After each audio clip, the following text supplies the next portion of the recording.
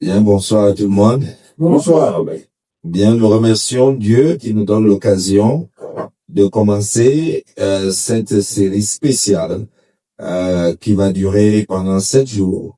Où nous allons ensemble parler effectivement des principes qui peuvent changer complètement notre vie. Vous savez, dans la vie, quelques décisions peuvent orienter, voire changer toute une existence. Il suffit parfois d'une simple décision et vous voyez comment toute une vie bascule ou toute une vie change. C'est pourquoi il était important pour nous de parler de notre série qui s'intitule effectivement les 7 principes qui changent tout. Et durant ces 7 jours que nous allons passer ensemble, nous allons aller principe par principe pour essayer de comprendre effectivement ces principes qui peuvent tout changer dans notre vie. Ce soir, nous allons commencer par le principe numéro 1. Et ce principe est intitulé le choix. Le premier principe, c'est le principe numéro 1, c'est le choix, ou encore, de manière simple, ce que nous appelons souvent la décision. Donc, le premier changement commence par une décision. Donc, tout changement commence toujours par une décision. Donc, Dieu peut nous appeler, nous éclairer, nous avertir, nous tendre la main, mais il ne choisira jamais à notre place. Donc, toute l'existence est une succession de choix. Et certains choix ne changent pas seulement une journée, ils changent complètement une destinée. Ce que tu choisis aujourd'hui construit le chemin sur lequel tu vas marcher demain. La Bible nous présente plusieurs choix fondamentaux et nous allons voir ces différents choix. Donc, nous allons examiner ce soir les 7 choix qui changent tout. Nous disons que le premier principe parmi les 7 principes que nous allons étudier, c'est le choix. Et ce soir, nous allons examiner ensemble les 7 choix qui peuvent tout changer dans notre vie.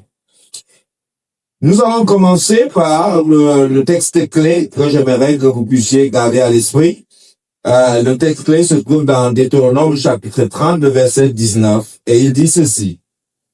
Je mets devant toi la vie et la mort, la bénédiction et la malédiction, et Dieu de dire, choisis la vie afin que tu vives. Ce texte de Deutéronome va constituer une clé fondamentale par laquelle nous allons comprendre l'importance effectivement du choix, parce que Dieu dit explicitement dans ce texte que choisis la vie. Donc il est important de choisir, mais il faut aussi savoir quoi choisir, comment choisir et pourquoi choisir. Et nous allons donc voir les 7, comme j'ai dit, nous allons examiner les 7 choix qui peuvent tout changer dans notre vie. Le premier choix que je vous propose ce soir, c'est choisir la connaissance plutôt que l'ignorance. Donc, le premier choix fondamental que les êtres humains doivent faire et qui peut changer complètement leur existence, c'est le choix de la connaissance plutôt que de l'ignorance. Et il y a le grand philosophe Socrate qui avait dit qu'il y a un seul bien, la connaissance, et il y a un seul mal, l'ignorance. Donc pour Socrate, il y a un seul bien fondamental, ce bien c'est la connaissance, mais il y a aussi un seul mal. Pour lui, c'est l'ignorance. Donc le premier choix concerne ce que nous allons connaître. Jésus déclare dans la Bible et dans le Nouveau Testament, au livre de Jean chapitre 17, verset 3, « Or, la vie éternelle, c'est qu'ils te connaissent, toi, le seul vrai Dieu, et celui que tu as envoyé, Jésus-Christ. » L'ignorance de Dieu, d'après la Bible, n'est pas neutre. Nous pouvons connaître beaucoup de choses sur la vie, mais passer à côté de celui qui donne la vie. La Bible dit que la vie éternelle commence par une relation avec Dieu. Ne choisis pas de rester dans l'ignorance Lorsque Dieu t'offre la connaissance, dit la Bible, choisis de connaître Dieu plutôt que de simplement connaître la vie.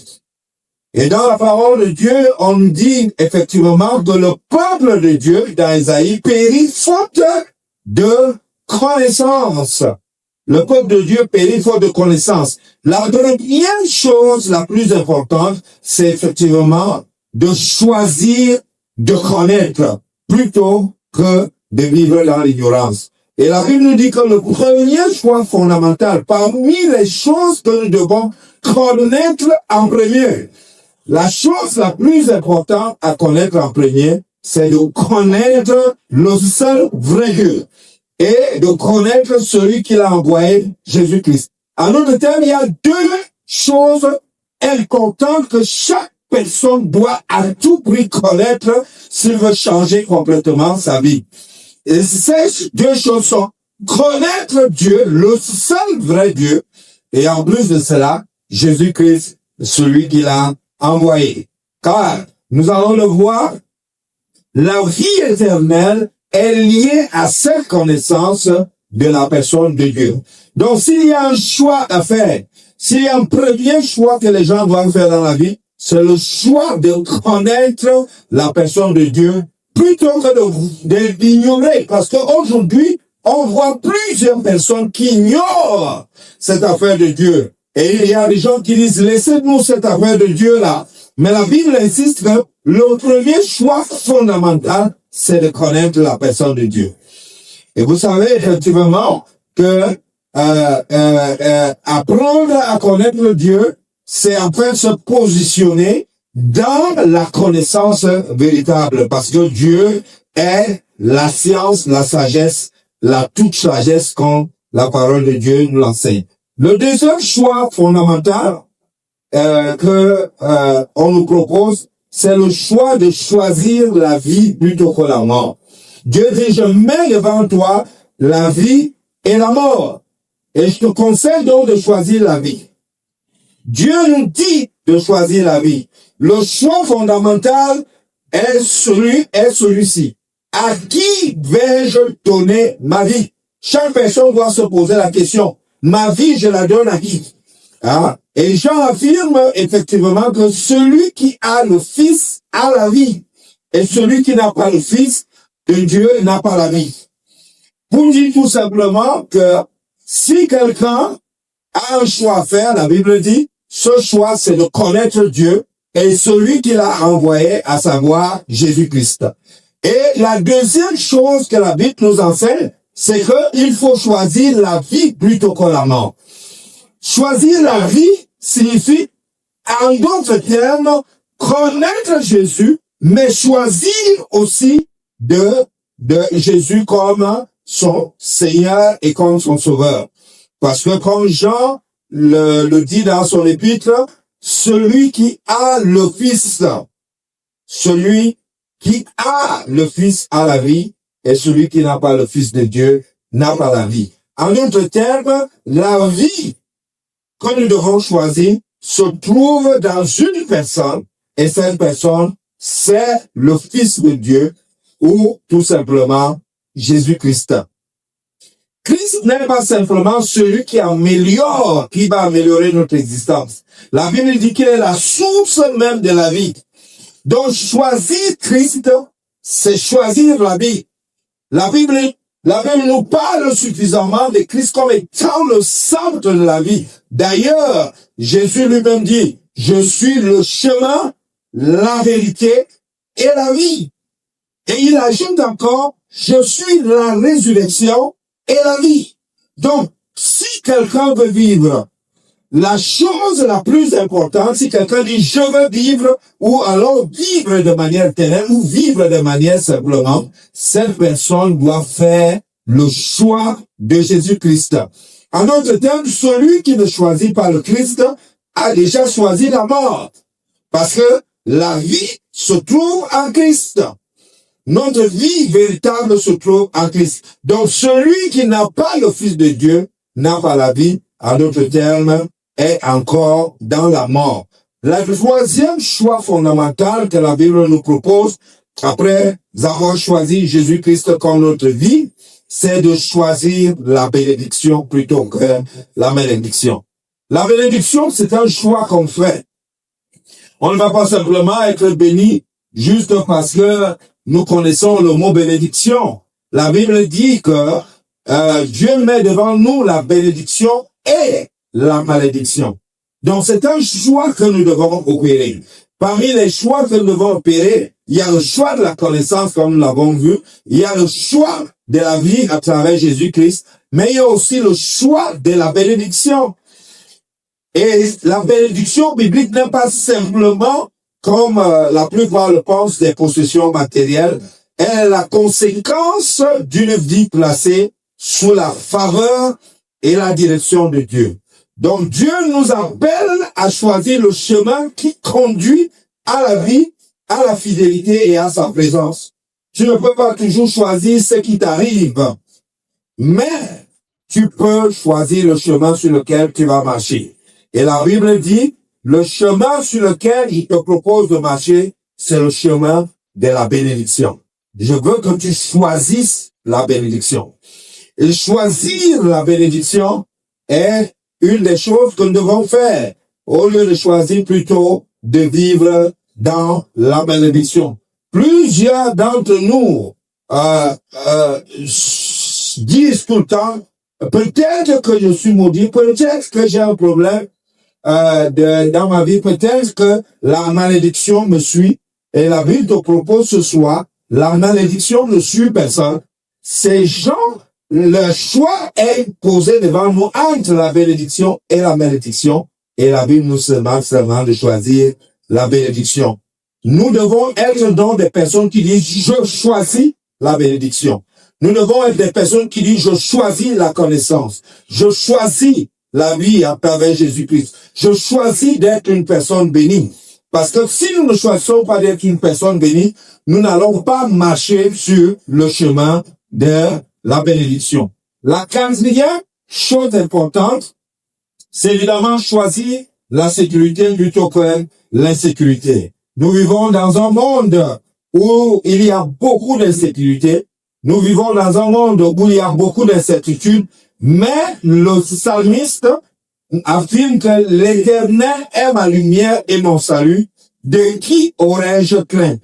L'Éternel est le soutien de ma vie. De qui aurais-je peur? Dans le psaume 27, verset 1. Et il ajoute encore, Dieu est pour nous un refuge, un appui, un secours qui ne manque jamais dans la détresse, comme on le lit dans le psaume 46, le verset 2. Nous cherchons souvent notre sécurité dans l'argent. D'autres personnes cherchent la sécurité dans les relations. D'autres la cherchent dans le pouvoir. D'autres cherchent les assurances. D'autres cherchent dans nos propres capacités. Nous cherchons la sécurité. Mais aucune sécurité humaine n'est absolue. Parce que il n'y a aucune garantie. Nous ne savons pas ce qui peut arriver d'un moment à l'autre. La Bible nous dit que la véritable sécurité ne consiste pas à vivre dans un monde sans danger, parce que le monde dans lequel nous vivons est un monde dangereux. Il consiste à avoir Dieu au milieu de ces dangers. D'avoir quelqu'un qui peut nous assurer notre sécurité alors que nous vivons dans un monde en danger. C'est pourquoi il est important de choisir la sécurité. Et la Bible dit que cette sécurité se trouve auprès de Dieu, parce que c'est Dieu qui est un refuge, c'est lui qui est un appui, c'est lui qui est un secours. Et la Bible dit que c'est un secours qui ne manque jamais, quel que soit le cas, même dans la détresse, Dieu est là. Et la Bible dit que c'est l'Éternel qui est notre lumière, et que nous ne devons pas avoir peur de quoi que ce soit, car il est un bouclier, et il est un refuge pour ceux qui s'appuient sur lui. Donc, choisir la sécurité, c'est choisir encore de faire confiance à Dieu. C'est choisir Dieu comme son refuge, plutôt que de vivre dans l'incertitude, ne sachant pas exactement ce qui va nous arriver. Mais avec Dieu, nous pourrons marcher avec assurance. D'ailleurs, la Bible dit que l'ange de l'Éternel campe autour de ceux qui le craignent et les arrache au danger. Dieu a toute une armée qui est disposé à assurer la sécurité de ses emplois. Et Dieu nous encourage donc à choisir la sécurité auprès de lui plutôt que l'insécurité que nous propose ce monde. Le cinquième choix fondamental que nous devons faire, c'est le choix de la victoire plutôt que de vivre dans la défaite. Il y a des personnes qui ont déjà accepté intérieurement la défaite. Et parfois, vous entendez les gens qui disent je suis comme ça, je ne changerai pas, c'est plus fort que moi, j'ai toujours échoué.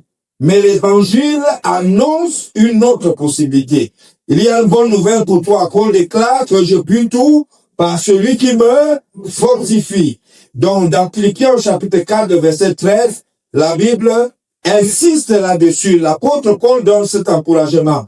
Et la Bible dit encore dans 1 Corinthiens 15, verset 57, grâce soit rendue à Dieu qui nous donne la victoire par notre Seigneur Jésus-Christ. Amen.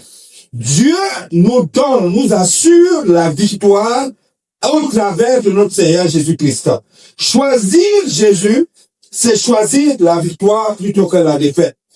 Choisir d'être avec le Christ, c'est choisir de vivre une vie victorieuse.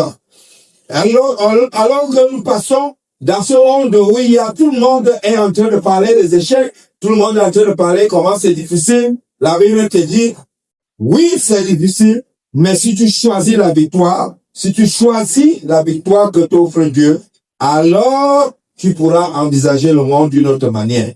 Avec Christ, non seulement ton passé peut être pardonné, ton présent peut être transformé, mais aussi ton avenir peut être réorienté. Choisis la victoire avec Christ plutôt que la résignation devant l'échec comme la plupart des gens le font. La Bible nous propose de choisir la victoire plutôt que la défaite. La sixième chose la plus importante, c'est de choisir la paix et le repos plutôt que l'agitation et le trouble. Beaucoup de personnes sont fatiguées intérieurement comme extérieurement. Jésus a fait cette invitation extraordinaire que nous trouvons dans Matthieu chapitre 11, verset 28, que nous connaissons très bien. Il dit, venez à moi, vous tous qui êtes fatigués et chargés, et je vous donnerai du repos. La Bible dit que si quelqu'un a besoin du repos, il doit aller à Jésus. Si quelqu'un a besoin de la paix, il doit aller à Jésus, parce que Jésus a déclaré, je vous laisse la paix, je vous donne ma paix. Le monde nous propose beaucoup de distractions pour oublier nos problèmes. Jésus nous propose sa présence pour traverser tous nos problèmes. Jésus, lui, nous propose le véritable repos. Ce véritable repos, évidemment, ça ne signifie pas qu'il n'y aura pas les difficultés que nous allons traverser, mais c'est la présence de Christ au milieu de nos problèmes. En choisissant la paix que Christ donne plutôt que la paix fragile que les circonstances que vous nous retirez, alors l'homme peut connaître le véritable repos et la véritable paix dans ce monde difficile. Le septième point, par lequel le septième choix que Dieu ou la Bible nous propose, c'est le choix de l'éternité plutôt que de l'éphémérité. Évidemment, vous savez que nous vivons dans un monde et chaque jour nous voyons des choses, des gens naître, des gens mourir et des choses être construites, des choses être détruites. Et la Bible nous propose et elle nous montre que ce monde n'est rempli que de vanité, des choses qui sont comme un souffle, qui le matin sont là et le soir ne sont plus là. Parmi ces choses, nous-mêmes, les êtres humains, nous faisons partie de cette éphémérité. Mais au lieu que Dieu nous laisse, nous abandonne à cette éphémérité, Dieu nous propose de choisir l'éternité. Afin que nous devenions des enfants de Dieu, que nous puissions être des enfants de Dieu, non seulement pour une seule journée, mais être des enfants de Dieu pour toujours. Nous devons choisir entre ce qui passe et ce qui demeure. Les choses visibles sont généralement les choses très passagères, alors que les invisibles, selon la parole de Dieu, sont des choses éternelles. Nous consacrons souvent beaucoup de notre énergie à ce qui ne dure que quelques années. Mais Jésus pose une question qui a déjà traversé les siècles. Et que servirait-il à un homme de gagner tout le monde s'il perdait son âme? Quelquefois, nous travaillons pour beaucoup de choses, mais des choses passagères. Il y a la richesse qui passe, il y a la beauté qui passe, et même la puissance qui passe, et même la célébrité qui passe. La vie même présente dans laquelle nous sommes passe. Mais ce que Dieu prépare pour ceux qui l'aiment demeure éternellement. La Bible dit ne sacrifie pas l'Éternel sur l'autel de l'éphémérité. Choisis ce qui demeure au lieu de choisir ce qui est éphémère. Et ce choix qui demeure, c'est le choix de l'éternité avec Christ. Choisir l'éternité plutôt que l'éphémérité, c'est en fait de choisir Jésus, qui lui nous offre la vie éternelle. Nous pouvons dire que Dieu place aujourd'hui devant chacun de nous 7 choix fondamentaux. Le premier, c'est la connaissance plutôt que l'ignorance. Le deuxième choix, c'est le choix de la vie plutôt que de la mort. Le troisième choix, c'est le choix de la bénédiction plutôt que de la malédiction. Le quatrième choix, c'est le choix de la sécurité plutôt que de l'insécurité. Le cinquième choix, c'est de faire le choix de la victoire plutôt que le choix de la défaite. Le sixième choix, c'est le choix de la paix et le repos plutôt que celui de l'agitation et des troubles. Et le septième choix, c'est de faire le choix de l'éternité plutôt que de l'éphémérité. Voilà les 7 choix que la Bible nous propose. Et elle nous propose ces choix parce que ce sont les choix les meilleurs à faire. Et derrière ces 7 choix se trouve un seul choix fondamental, à savoir Jésus-Christ. Car choisir la connaissance, c'est choisir de connaître Christ. Choisir la vie, c'est choisir Christ. Choisir la bénédiction, c'est choisir le chemin de Christ. Choisir la sécurité, c'est choisir Christ comme son refuge. Choisir la victoire, c'est choisir Christ comme force. Choisir la paix, c'est venir à Christ. Et choisir l'éternité, c'est toujours choisir Christ. Mes frères, mes sœurs, la question qui nous reste donc, la plus simple question qui nous reste, c'est comment faire donc ce bon choix? Comment faire donc le bon choix? Nous avons vu les différents choix que nous devons faire, mais la question demeure, comment faire le bon choix? Je vous propose ce soir 7 étapes d'une bonne décision. Pour que quelqu'un puisse faire une bonne décision, il devrait parcourir ces 7 étapes. La première étape pour une bonne décision, c'est que je consulte la parole de Dieu. Est-ce que ce que je vais faire est conforme à la parole de Dieu? C'est la première étape pour une bonne décision. La Bible dit que la parole de Dieu est une lampe sur notre route, sur le chemin que nous devons prendre. C'est elle qui nous éclaire sur la route que nous devons prendre. Donc, la première décision que nous devons prendre, c'est de consulter la parole de Dieu. Est-ce que ce que nous allons faire, est-ce que le choix que nous voulons opérer, est-ce que le choix que nous voulons faire est conforme à la parole de Dieu? La deuxième chose que nous devons faire, c'est de prier. Donc, pour prendre une bonne décision, il faut toujours prier. Parce que la Bible dit que si quelqu'un manque de sagesse dans Jacques chapitre 1, verset 5, il peut la demander à Dieu.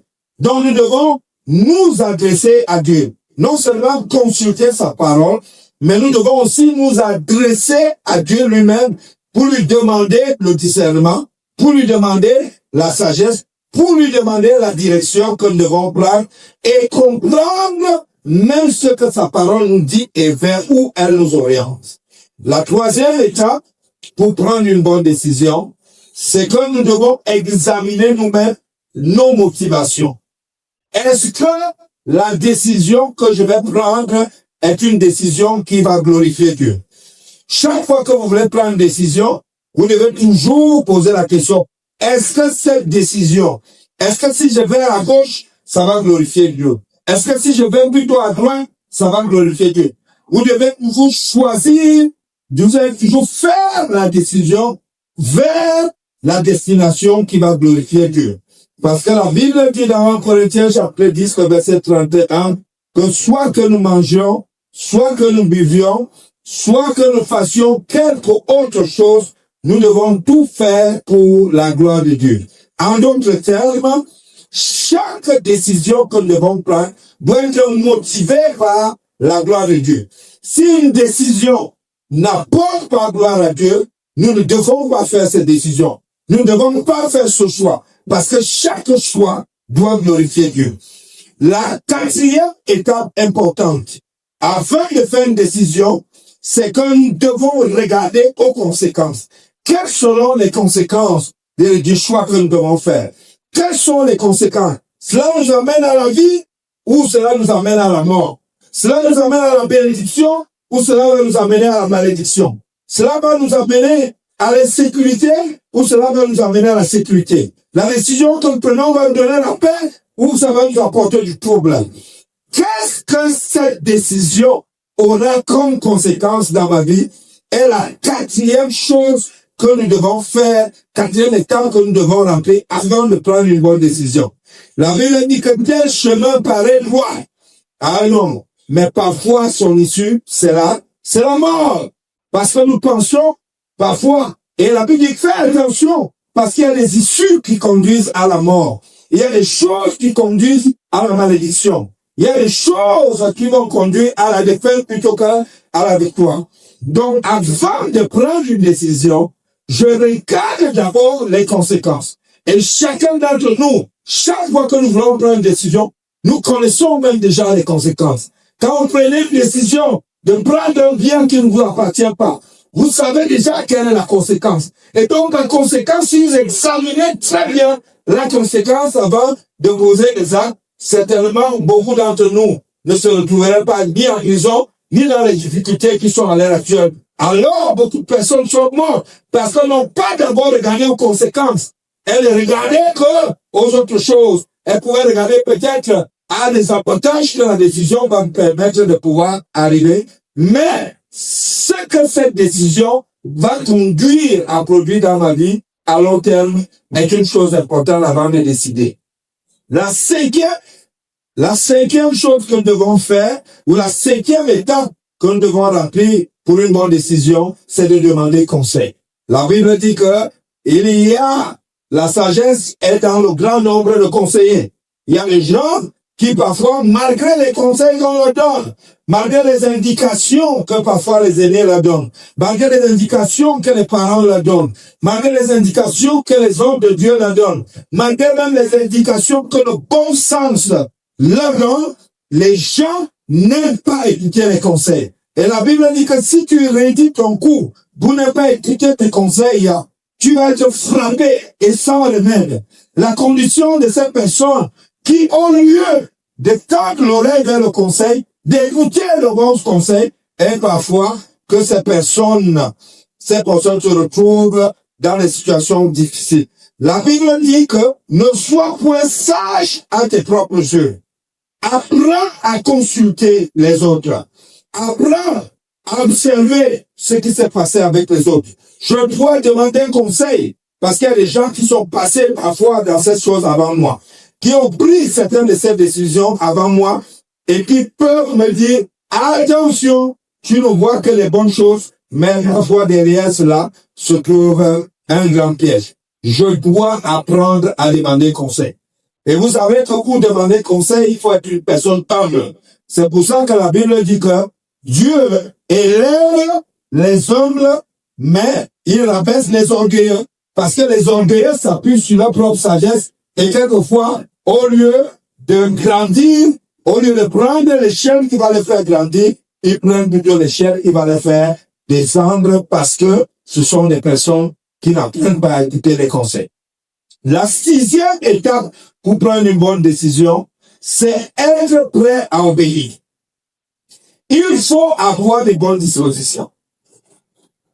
Est-ce que je suis prêt à obéir? Parce qu'une décision est une chose. C'est une chose. Mais c'est quelque chose qui doit devenir pratique dans notre vie.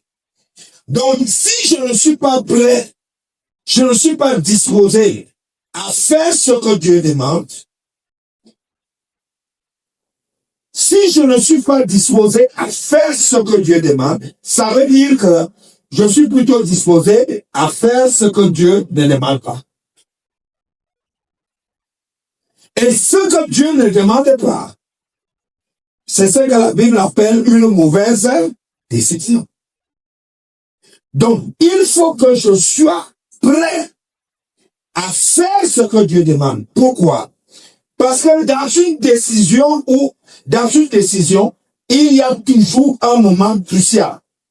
Ce moment, c'est que parfois la décision qui est bonne, qu'on doit prendre, va nous créer de l'inconfort. Ne va pas nous donner la joie qu'on estime là. Parce que parfois, certaines décisions sont dures à prendre. Parce que parfois, se séparer du mal, par exemple, quand on dit, laisse cette femme, laisse cette habitude, laisse cette façon de faire, ça fait mal. On est tellement attaché à cela. On a peur de faire cela. On sait que c'est une bonne décision, mais on n'a pas le courage, on n'a pas l'énergie nécessaire. Et on dit pour faire une bonne décision, il faut être prêt à obéir. Il faut avoir le courage, n'est-ce pas, d'affronter la décision que nous devons prendre. Mes frères et sœurs, ce n'est pas facile parfois, certaines décisions. Mais nous devons parfois les prendre. Parfois, nous devons prendre une décision qui est dure vis-à-vis de nos enfants. Mais nous savons que c'est pour le bien. C'est une décision à prendre. Parce que c'est ça que Dieu te conseille de faire. Est-ce que tu es prêt à faire cela? Il faut donc avoir une disposition favorable vers l'obéissance à ce que Dieu nous demande. Et la septième chose importante quand on veut prendre une bonne décision, c'est que nous devons vérifier si cette décision va nous rapprocher de Dieu. Est-ce que cette décision va rendre ma relation avec Dieu meilleure? Parce que le plus important dans les choix que nous faisons dans la vie, c'est le choix d'avoir une bonne relation avec notre Créateur. Et chaque décision que nous devons prendre, la question doit venir, est-ce que cette décision va garder une bonne relation entre moi et le Seigneur? Si cette décision va briser ta relation avec Dieu, si ça brise ta communion avec Dieu, si ça t'empêche de prier Dieu, si ça t'empêche de lire la parole de Dieu, si ça t'empêche de venir à l'église, si ça t'empêche de faire la volonté de Dieu, tu dois comprendre que cette décision n'est pas une bonne décision. Car toute bonne décision prise sur cette terre est une décision qui doit nous rapprocher le plus de Dieu. Mes frères et sœurs, Dieu nous propose des choix à faire. Et ces choix seront des choix pour notre bonheur. Et le choix fondamental, c'est de choisir Jésus, parce qu'il est la clé de toutes choses. Mais une bonne décision ne peut que se faire si ces 7 étapes sont réunies. Assurez-vous toujours que vous avez consulté la parole de Dieu, que ce que vous allez faire est conforme à la parole de Dieu. Les Bériens, quand on leur enseignait la parole de Dieu, même la parole de Dieu, même quand on vous l'enseigne, vous ne devez pas dire comme c'est la parole de Dieu, j'accepte seulement. Non. Il faut consulter, il faut encore vérifier si ce qu'on vous dit est. Il est important de consulter la parole de Dieu, il est important de prier, il est important d'examiner les motivations qui vous poussent à la décision, de comprendre les conséquences, de demander conseil, d'être prêt à obéir, mais surtout de voir si cette décision va vous rapprocher de Dieu. Aujourd'hui, Dieu ne te demande pas qu'est-ce que tu choisis. Dieu peut continuer Tu peux continuer ta vie comme avant, ou tu peux prendre une décision qui change tout. Tu peux choisir de connaître Dieu, tu peux choisir la vie, tu peux choisir la bénédiction, tu peux choisir de faire de lui ta forteresse, tu peux choisir la victoire, tu peux choisir sa paix, tu peux choisir l'éternité. Et si tu veux résumer tous ces choix en une seule décision, elle ne tient qu'à un seul nom. Jésus. Choisis la vie ce soir. Fais ton choix. Choisis Christ. Choisis la vie. Choisis l'éternité. Mes frères et sœurs, Dieu nous invite ce soir non seulement à choisir toutes ces choses, mais de faire le choix ultime, celui de choisir Jésus comme notre Seigneur et notre Sauveur. J'aimerais prier pour toi ce soir. Prier pour toi afin que non seulement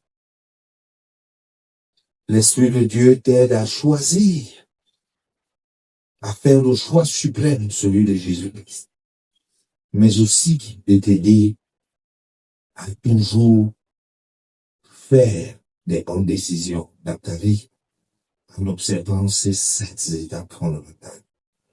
S'il y a quelqu'un ici ce soir qui aimerait dire, Seigneur, j'aimerais maintenant, tout en choisissant Jésus, être parmi ceux qui vont toujours suivre les 7 étapes fondamentales pour faire une bonne décision. Si une telle personne ce soir, je vais prier cette personne se mettre debout et nous allons prier ensemble. Notre Dieu, notre Père, nous voulons te remercier pour ta parole parce qu'elle est la vérité. Nous te remercions parce que tu pouvais nous obliger à faire ce que nous ne voulons pas. Mais tu as voulu que nous-mêmes nous puissions faire des choix. Afin que nous puissions le faire et que ton amour puisse être manifeste. Tu nous as montré ce soir que nous devons faire les choix les plus importants. À savoir choisir la vie, choisir de te connaître, choisir la sécurité car c'est toi la sécurité, choisir la paix car c'est toi seul qui peux nous donner la paix. Et Seigneur, tu nous as montré les étapes nécessaires, comment faire de bons choix. Nous voulons que ce message reste dans nos cœurs. Alors que nous clôturons cette première soirée, nous te remercions pour ce premier principe fondamental. Tu dis de choisir. Et tu nous invites à choisir la vie et à choisir Jésus-Christ. Seigneur, permets que ton Saint-Esprit nous conduise chaque jour vers le choix de Jésus. Qu'il nous maintienne dans le choix de Jésus. Et qu'il nous conduise jusqu'au port de l'éternité avec le choix de Jésus. Nous demandons de bénir ceux qui ont assisté à ce message et de le faire asseoir dans leur cœur par le biais de ton esprit. Car nous te prions au nom du Christ notre Sauveur. Amen. Amen.